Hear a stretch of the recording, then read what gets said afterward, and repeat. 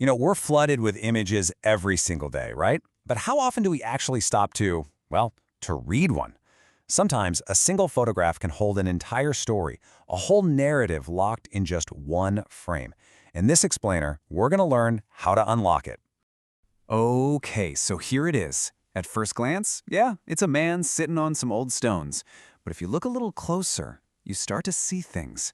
There's a history here, an atmosphere, a real character. So the big question for us today is, what story is this photograph actually telling? Let's break it down piece by piece. All right, to really get what's going on, we have to start with the past. So our investigation begins with the setting itself, these silent stone witnesses to history. I mean, if they could talk, right? Let's see what they have to say. Let's start with the architecture. Your eye probably goes right to those main structures in the background.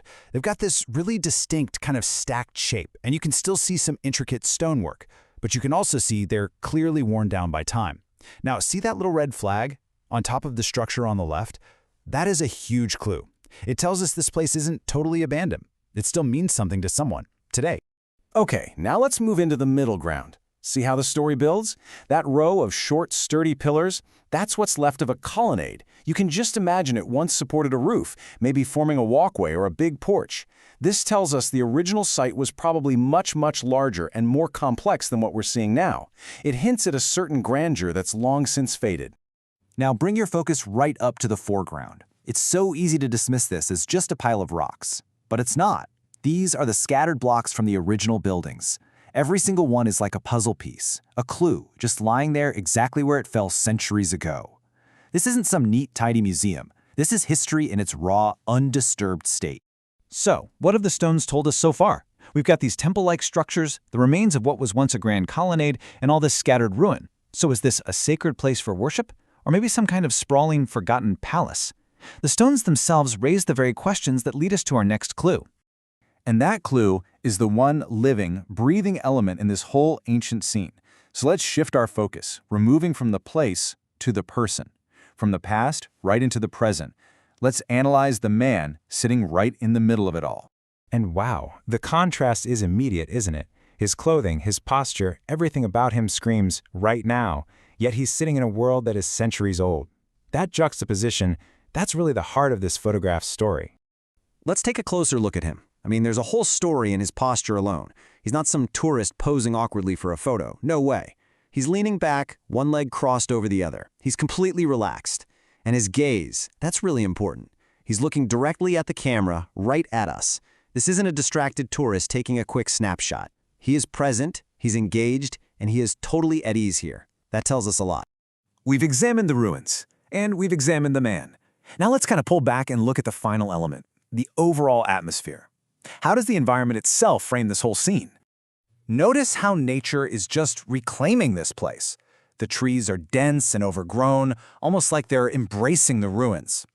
There's that still, quiet pool of water reflecting the stones, and the light is so soft, filtered through an overcast sky. All of this comes together to create a mood of just profound peace, a quiet isolation. This feels like a hidden place, far from the noise of the modern world. So we have the ancient, weathered stones, we have the man who seems so completely at home, and we have this deeply tranquil atmosphere.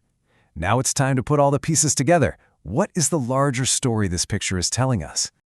This is where we get to translate sight into feeling. We see a man on weathered stones, and we feel a sense of peace, of contemplation. We see ancient ruins being overtaken by a forest, and we feel the immense, quiet passage of time. The objective facts of the image, they all combine to create this really powerful emotional experience. It's a sense of discovery, of awe. So here it is, the crucial point. This isn't a picture of a tourist just stumbling upon a ruin.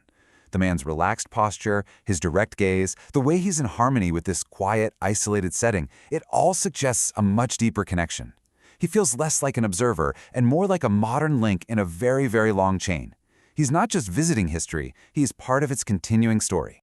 And that's the real takeaway from all of this. This way of seeing, of looking for clues in the stones, in a person's posture, in the quality of the light, you can apply it to any image, any place.